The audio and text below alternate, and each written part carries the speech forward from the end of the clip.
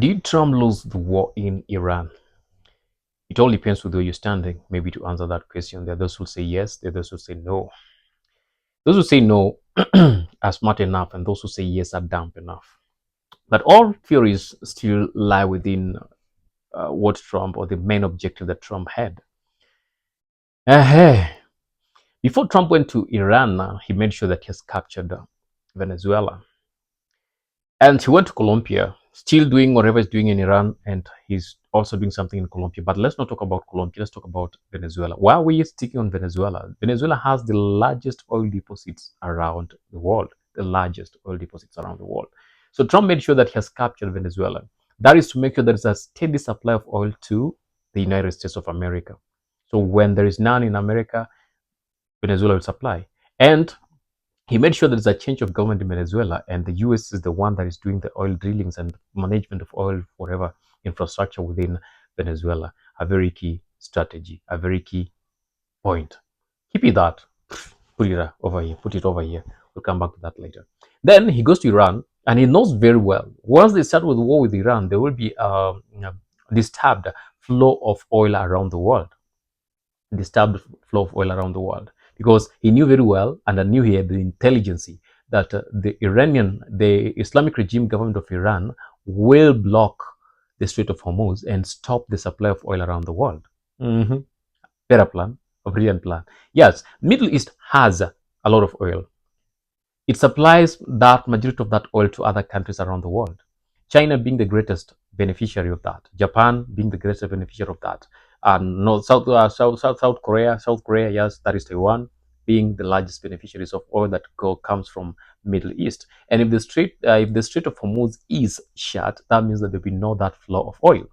But remember, in the US or among the US or in the US, there is more oil. US has a lot of oil reserves. In Canada itself up here, that Trump is threatening to take to get his hand over it, has a lot of oil reserves. So within the range of the United States of America, there's no problem. There will be a lot of oil flowing and flowing in the wherever flowing, and everything will still be running smoothly as expected. But all these other countries, there will be a lot of trouble because there's no oil. So the oil prices will do what? Will go high. So Trump is simply destabilizing the economy within that area.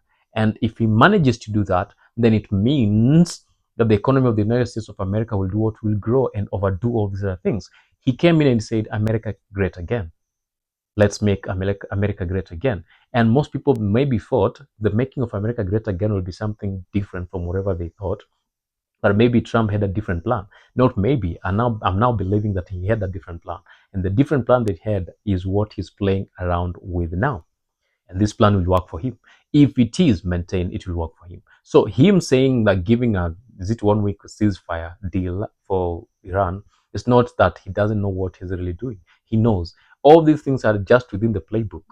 He knows what to do next. But the ceasefire was broken again by Iran when they claimed that Israel is fighting Lebanon, is striking some terrorist organizations in Lebanon, and because of that they send missiles in Israel, and that's how it was broken. So for them, they'll continue fighting. The Strait of Hormuz will continue to be blocked. Then what happens next? There's no steady flow of oil around the world. Then who becomes the champion in exporting oil? The US. What if those air refuel tankers will be the ones to start transporting oil into different sections of the world? Who is gaining in this? Trump.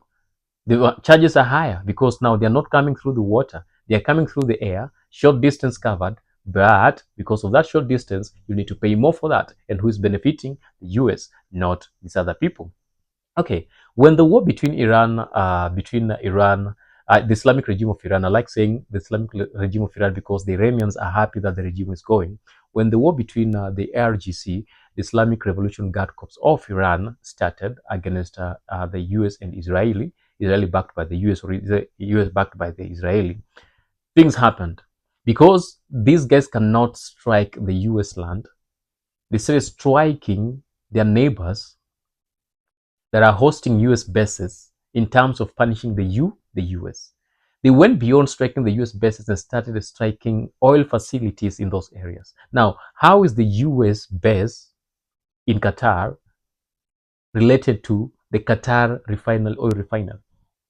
There's no relation over here, but it was all calculated. If you strike the power sources or energy sources, it means that you are trying to destroy the ability of that person from refueling and getting the much needed supply of oil to maintain the war. So that is what the Iranians thought that they're doing. But that was a smart move for Trump. If that one is destabilized, then there is the truth is they will completely depend on the US for supply of oil. Yes, they will completely depend on the US for supply of oil. So it was not something that was miscalculated. It was something that was properly calculated. And I know Trump knew whatever he's doing. And even up to now, he knows what he's doing. And I believe maybe this video will survive. If you watch it before it's done that thing, because they can do that thing to stop it, to stop this knowledge and this wisdom from going across, they can do that thing to stop it, whatever. But it will be good if you get it earlier. So all these things, whatever's happening around, the wars that Trump is fighting around, and whatever is threatening to get around, it's something that is very key unto him. Greenland, there are rumors that they are very good, that there's a good deposit of oil down there in Greenland. And Trump is eyeing that. If that thing goes back to the US, then what happens? The US will be controlling major oil infrastructure around the world. And if the US is controlling both on the US land and the foreign lands, then that means that the US will have the greatest upper hand in controlling the economy of the world. So there's no one who will unseat, or there's no one who will have the ability to do away with the US dollar, because it will be commanding wherever it is, because that will be the main uh, uh, currency that is used internationally to do trade, trading currency around the world. And if it maintains that, then that goes. Another thing, remember these guys, Russia, it was Russia led by Iran, or Iran, this was led by Russia, that is Putin, Iran, and then India, and then we had China, then we had North Korea, the BRICS thing. It was to topple the US dollar.